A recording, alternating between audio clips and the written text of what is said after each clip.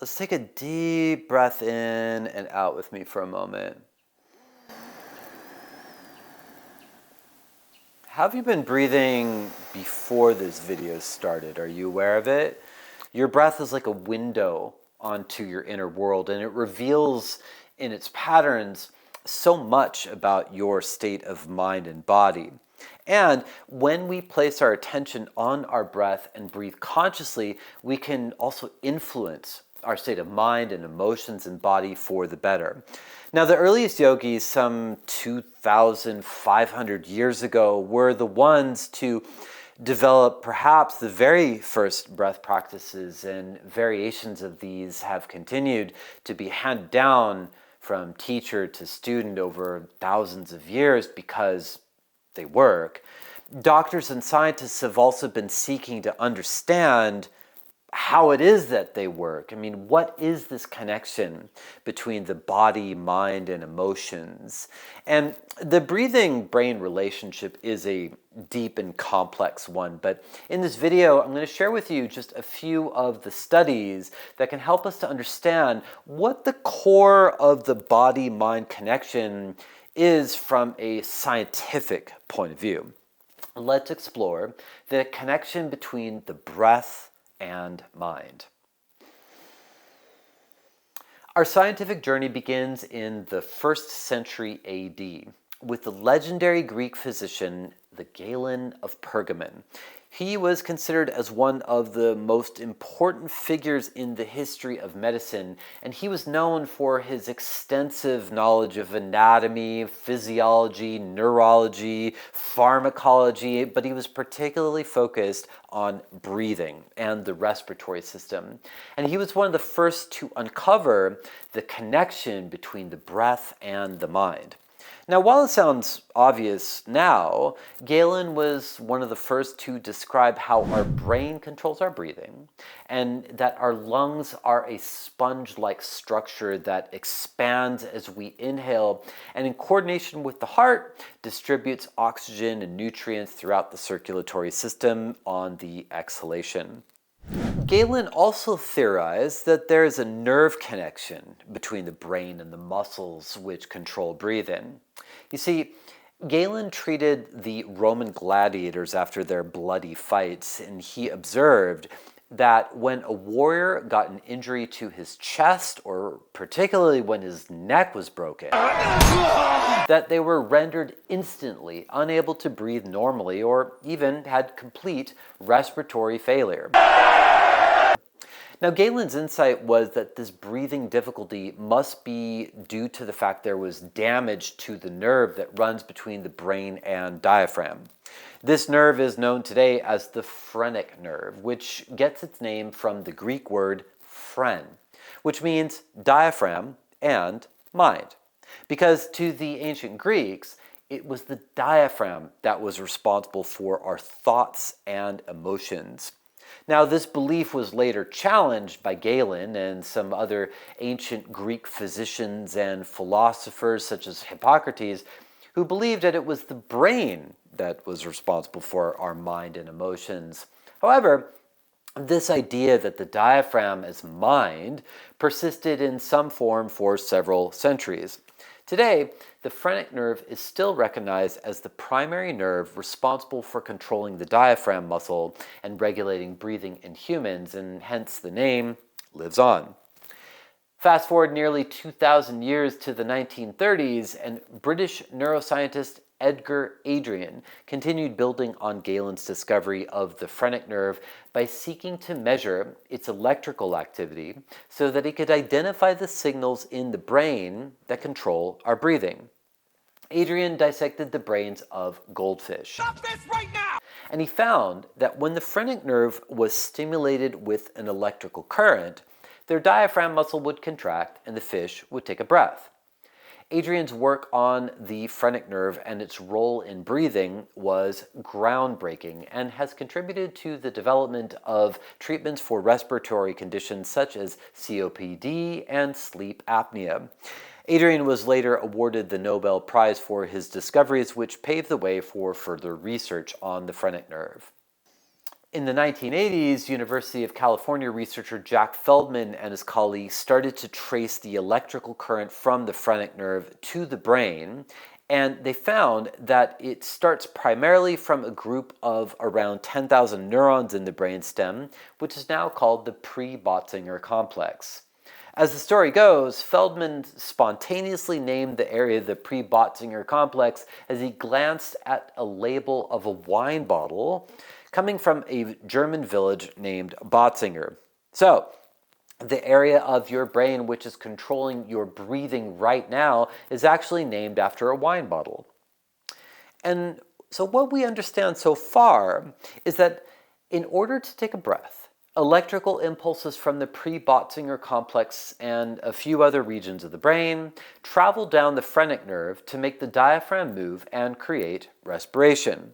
Now, most of the time, this is all unconscious, but you can also breathe consciously, breathing at certain rhythms or speeds as you choose, which means that when you put your consciousness on your breathing, you are taking control over the phrenic nerve with your mind. So indeed, the name phrenic is a literal description of the mind-body connection. Let's take a deep breath in and out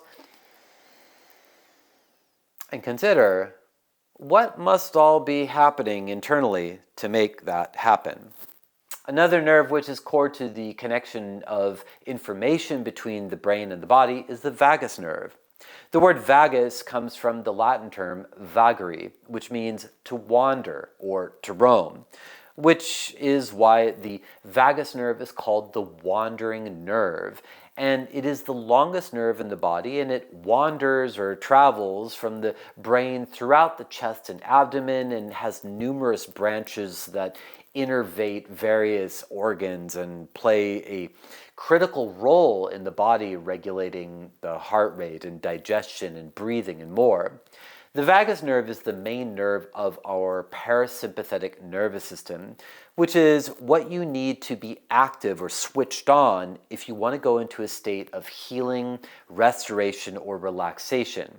Now, you can stimulate the vagus nerve directly through slow, deep breathing, and in the process get a range of benefits, including reduced anxiety, reduced stress, improved digestion, better sleep, and reducing inflammation throughout the body. Now, and if you didn't know, inflammation is a key contributor to a range of chronic health conditions, including cardiovascular disease, diabetes, and Alzheimer's. And simply, through conscious breathing, you can activate the vagus nerve and you can potentially reduce inflammation and build a stronger overall health and sense of well-being. Let's take another deep, slow breath in. And let that breath go out through the nose like you have all the time in the world. And some of that relaxation that you feel, particularly on the exhalation, is the activation of the vagus nerve and the relaxation response. And if you keep going by breathing slowly or breathing in a particular rhythm like the resonance rate frequency, you can start to notice other signs that the vagus nerve is increasingly being stimulated, like saliva will start to perhaps come up in your mouth, or you might get an urge to yawn, or even with time you start to feel this pulsation of the fluids inside your body, which is all a sign that you're coming back into a state of balance from the vigilance of the fight-flight system, which we're normally in through our kind of stressed out mode of relating to ourselves and the world. Lastly, we have this connection between our nose to the brain, specifically our olfactory nerves, to the part of the brain which deals with smell. Now, this makes sense, right? If you breathe in through the nose, the area of our brain dealing with smell should light up. But what research has found is that it's not only the olfactory region of the brain, but it also starts to sync up with other parts of the brain which are core to your memory and emotion and body awareness, which is no doubt why you've experienced how certain smells can trigger very quickly within you memories or nostalgia for good or for bad. In 2016, researchers from the Northwestern University did experiments where they fitted subjects' faces with a tube that could detect whether they were breathing in or breathing out at any particular moment. Then they sat them down in front of a computer where they flashed faces on a screen which were either afraid or surprised. As the subject had to then make quick decisions to recognize that emotion on the screen, the researchers took note whether they're breathing in or breathing out and whether they're breathing through the nose or the mouth. And then later, they tested the subject's ability to remember those images. And what they found is that if you are inhaling through the nose, you can recognize emotions more quickly and you can remember those images more clearly later. This is because that by breathing through the nose, the olfactory region starts to coordinate with the amygdala, the hippocampus, and the insula, which is part of the limbic system. The amygdala is responsible for survival instincts and strong emotions of anger, fear, and love, which is why this study used specifically to display surprise or fear. The hippocampus is important in memory and emotional processing, which is why we remember things more easily when we breathe through the nose. And the insula is a part of our brain which plays a critical role in our ability to perceive the sensations of our own body and understand our emotions, which may be why yoga practices are so effective at increasing awareness and creating change within a person.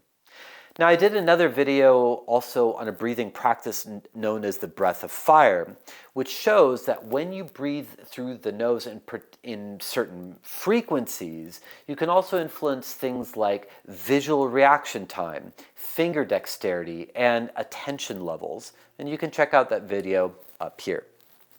But all of these positive effects disappear if you're breathing through the mouth. In fact, a recent study on mouth breathing by researchers at the University of Korea found that people who breathe through their mouths have decreased function in their brains. We are still very early days in our scientific understanding of the breath and mind connection, and the evidence yet, though, is in that by doing a conscious breathing practice, your brain lights up and you can process information more accurately, you can respond more quickly, and you can remember that information more easily later. You can also reduce high blood pressure, stop chronic inflammation, and increase exercise tolerance, and much more. And when we consider additionally the collected wisdom of those who have done meditation, yoga, and conscious breathing practices which go back over 2,000 years, there are the other kind of life-changing rewards that come with these practices which may never be fully quantifiable. Now, if you learned something new in this video, if you could click like and subscribe, that would be great. And if you'd like to learn a breathing practices, then you may want to check out one of my courses that I'll leave a link to in the description below this video. If you have any questions or comments, please leave a comment in the box below and I will reply right away. I'll see you in the next video. Thanks so much for watching.